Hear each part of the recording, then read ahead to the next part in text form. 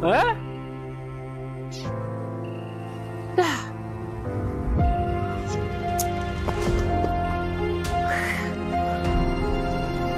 watu wamecheza?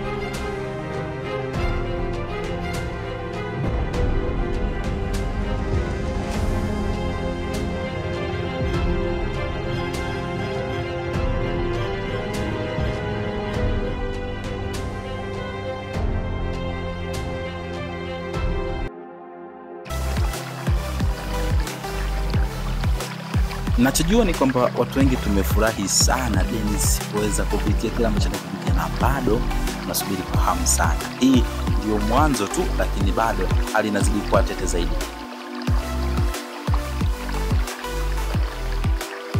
Bana, mimi ninachokuomba ni kitu kimoja tu. Kwanza furaha nilionayo kutokana na kila ambacho anakipitia Dennis sasa hivi haielezeki. Kama nini moja tu ambao mmefurahi sana, na ukiangalia chini ya video hii hapo upande wa kulia hapo chini unajiona neno limeandikwa subscribe. Hebu fanya kulibonyeza, ikiwa ni ishara tu ya kwamba ni moja tu ambao mmefurahi sana kuona Dennis akipitia ile hali ambayo anaipitia sasa hivi, maana ni kitu ambacho tulikuwa tunakisubiri kwa hamu sana.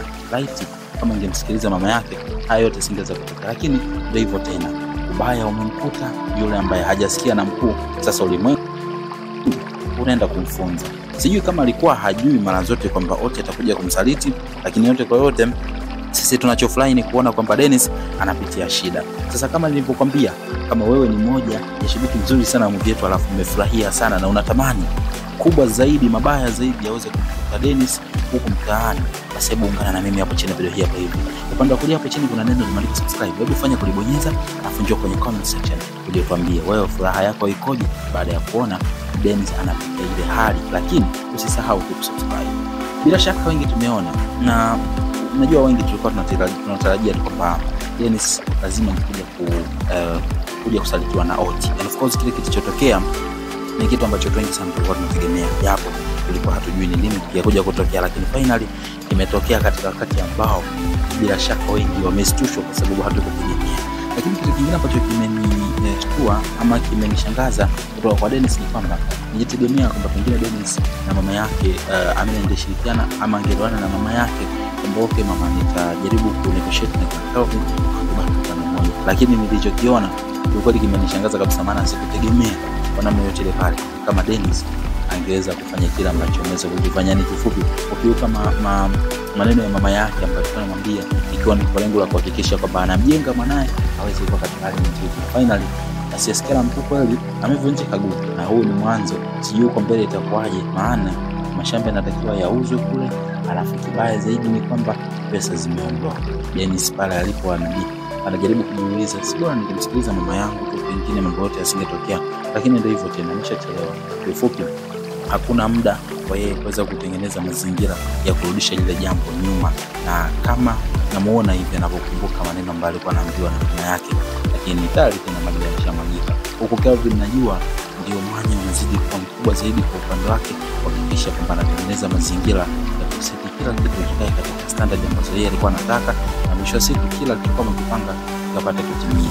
Naona kipera sasa hivi kilichobaki ni Tina pekee yake, ambaye huyu sasa kwa jinsi tulivyoona ni dhahiri kabisa kwamba huu mpango ambao anaandaliwa sasa hivi kuchomoka itakuja kuwa ngumu zaidi, maana Calvin ameamua vilivyo.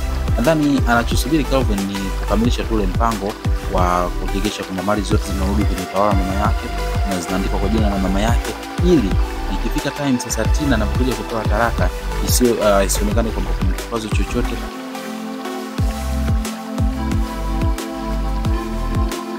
na Calvin aonekane hana mali yoyote ambayo anaimiliki.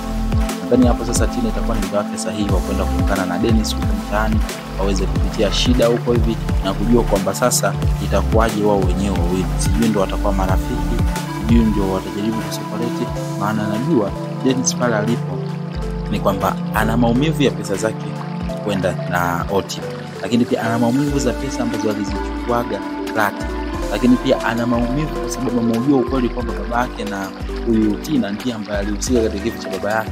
Kwa hiyo hawezi kuwa na moyo wa kutaka kumuona Tina akiwa anamwambia chochote kile, hali Dennis kashaujua ukweli kwamba baba yake ndiye aliyekuwa mbaya. Hawezi kwenda kuongea na Kelvin kwa sababu anajua kabisa Kelvin kwa namna yote hawezi kumkubali, na anajua kabisa kwamba yeye ni mtu wa visasi. Sasa Dennis atafanya nini?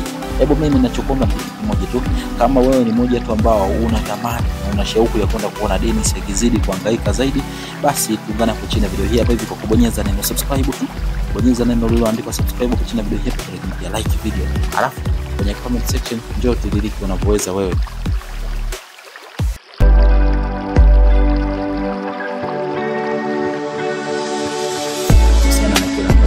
Unaweza kutazama na kushuhudia Dennis akiwa anapitia shida kama zile ambazo tumeweza kuziona. Mpaka wakati mwingine, ni Gabi Official. Bye.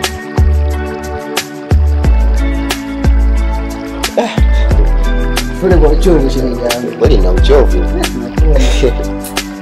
Bwana.